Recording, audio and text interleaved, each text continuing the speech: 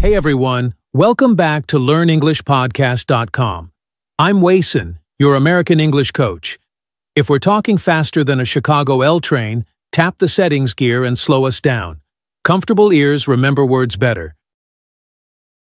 Hi folks, I'm Lydia. Today we're addressing that heavy eyelid, sluggish brain feeling every learner gets. When your body screams rest, your vocabulary list might as well be written in smoke. Let's turn physical care into a secret pronunciation weapon. First question, Lydia. Why should someone drilling phrasal verbs in Seattle bother stretching shoulders or sipping water every single evening? Can't they just power through a grammar workbook and call it progress? Because your brain is a tenant inside your body. If the apartment loses electricity, no amount of expensive furniture, new idioms, shiny verbs will work. Healthy blood flow equals sharper memory, smoother comprehension, and brighter confidence during real American chit-chat. So our culture's no days off mantra is sabotaging language growth, Lydia. Why do so many Americans treat exhaustion like a shiny scouting badge instead of waving it as a bright red flag for self-care? Blame hustle mythology. We celebrate CEOs bragging about 4-hour sleep cycles and students living on ramen. The slogan is, grind harder, apologize later. Unfortunately, the brain doesn't accept that currency. It demands glucose, oxygen, and downtime to encode sentences. Let's put a face on it. Meet Tony in Chicago. Monday he skips breakfast, slams an energy drink, devours vending machine chips, then wonders why the past perfect feels impossible by 8 p.m. Inside Tony, blood sugar rises like a roller coaster, then crashes. His prefrontal cortex, the grammar HQ, gets mixed signals, so forget retention. Balanced meals act like cruise control, keeping vocabulary recall steady through afternoon meetings. Paint us a realistic grocery list, Lydia.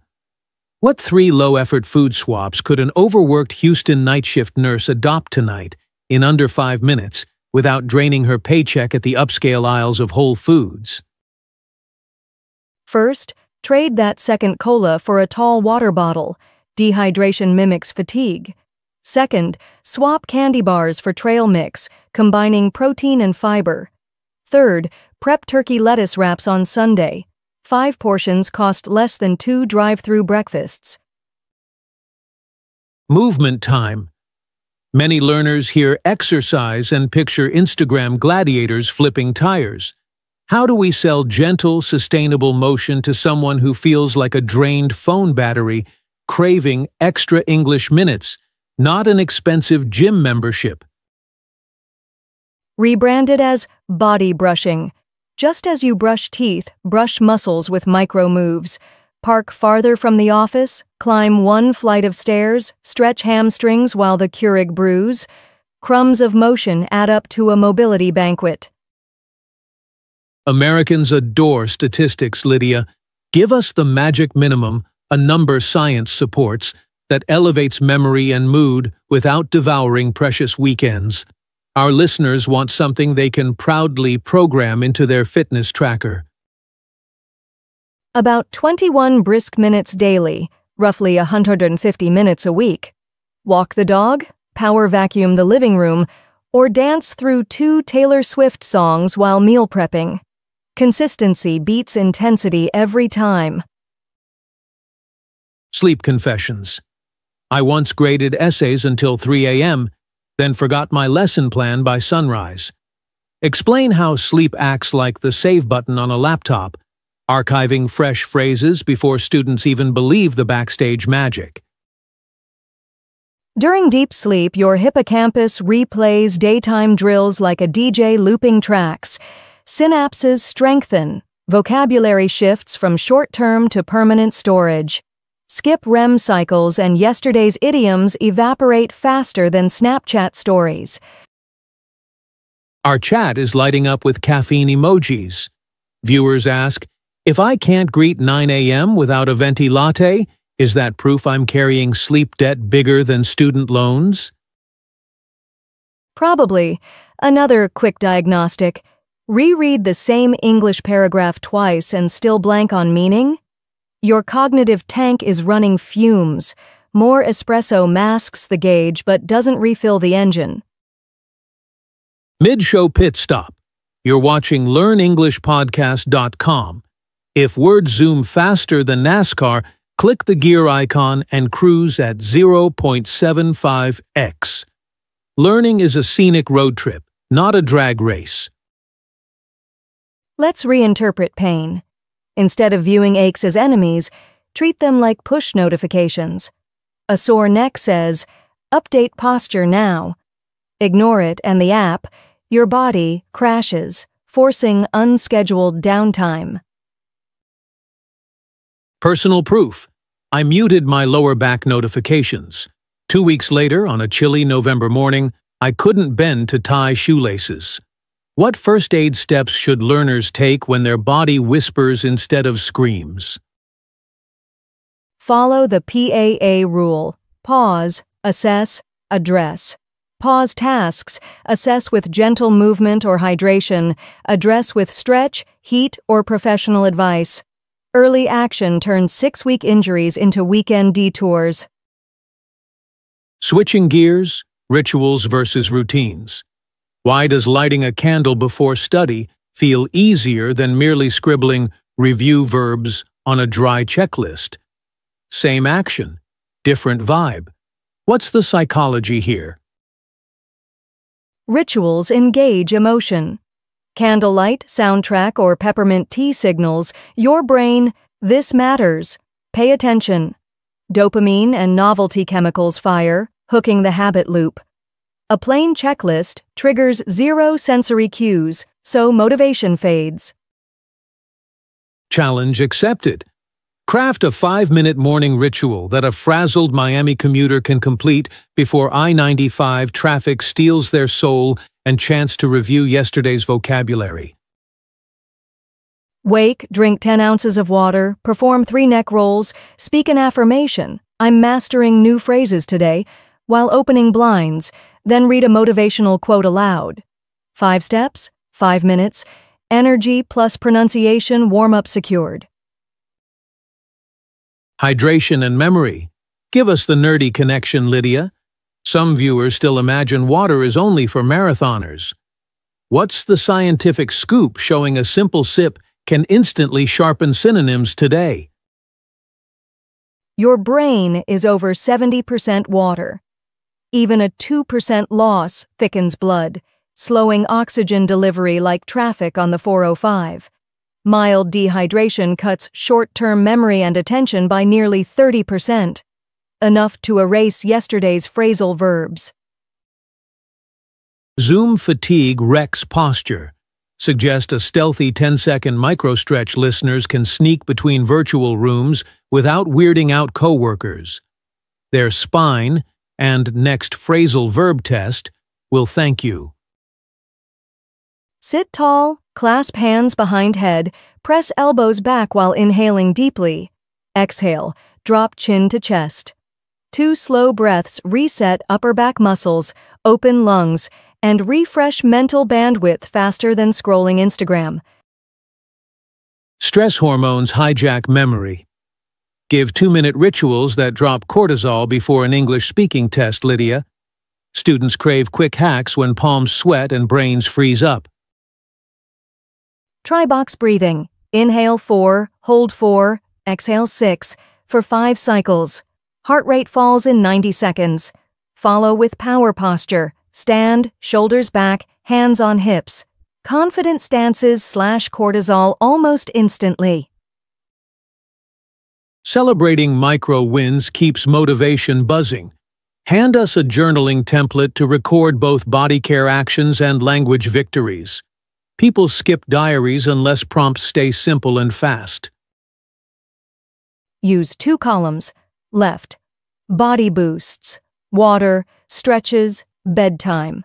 Right, word wins, idiom used, pronunciation breakthrough, smooth small talk moment. End each row with one gratitude line. 3 minutes nightly builds momentum.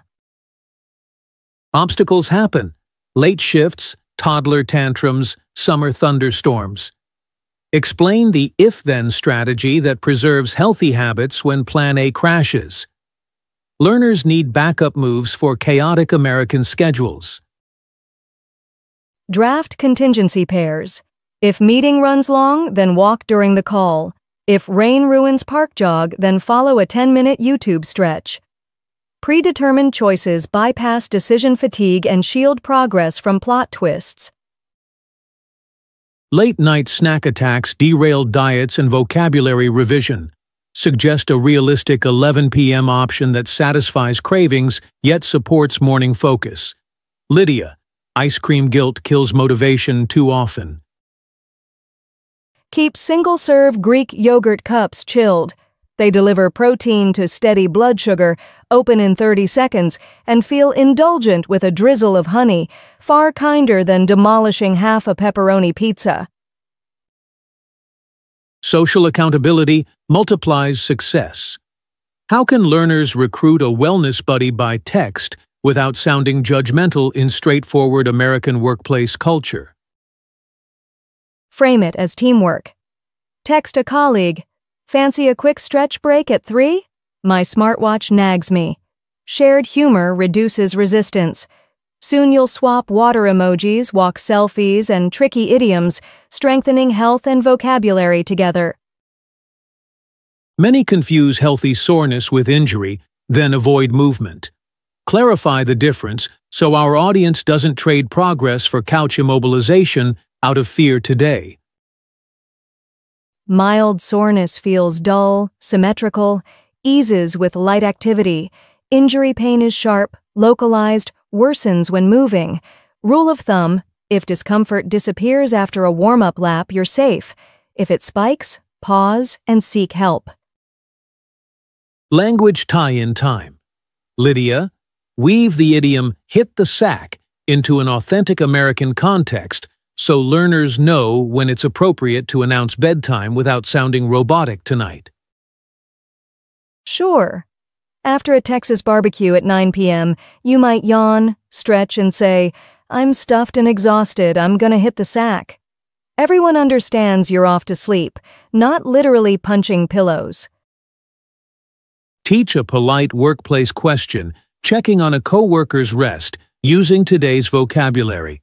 Something more natural than, "Have you obtained sufficient slumber?"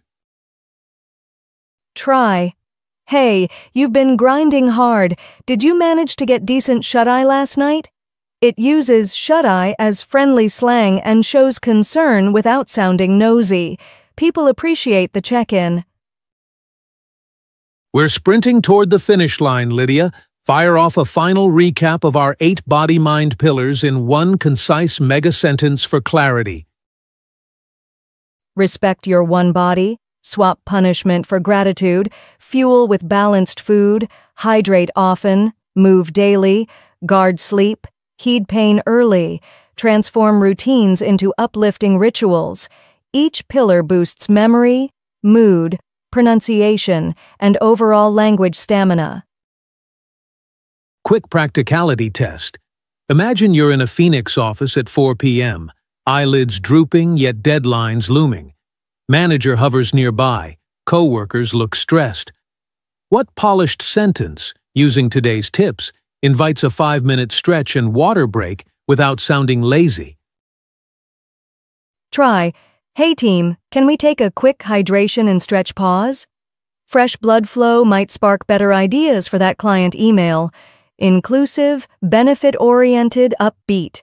Americans love solutions framed as group wins. Plus, words like spark sound professional. Awesome. Listeners, pause the video and craft your own sentence. Use a filler naturally. Maybe or you know. Then an idiom like "get the ball rolling." Write it, speak it, and feel the micro-confidence jump in real time. While you jot ideas, language nugget, Americans soften requests with could instead of can, saying, Could we open a window for fresh air? Feels collaborative. Tuck that modal into daily talk for smoother, friendlier interactions everywhere. Rapid recap quiz. Question 1. How many brisk minutes per day meet the science-backed movement target? Question 2. Name the 3 letters in our pause, assess, address rule. Drop answers in comments. Recall strengthens memory pathways.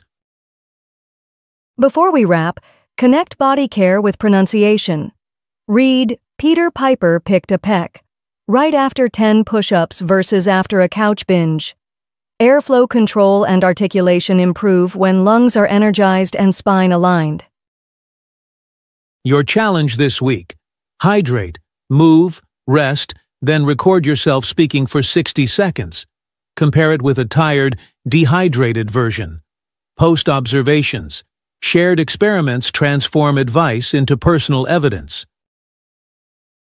If today's insights sparked a light bulb moment, smash subscribe on learnenglishpodcast.com, ring the bell, and share the link with a friend running on empty. Together we grow a community of fluent communicators across all 50 states and beyond. Your click funds future free lessons, and your share could rescue someone's burnt-out study routine today, together, worldwide. Thanks for investing your ears and energy. Keep moving, keep resting, keep speaking brave sentences. We'll see you next week on learnenglishpodcast.com, where healthy bodies build fluent voices. Until then, hydrate and hit the sack early every single day, friends.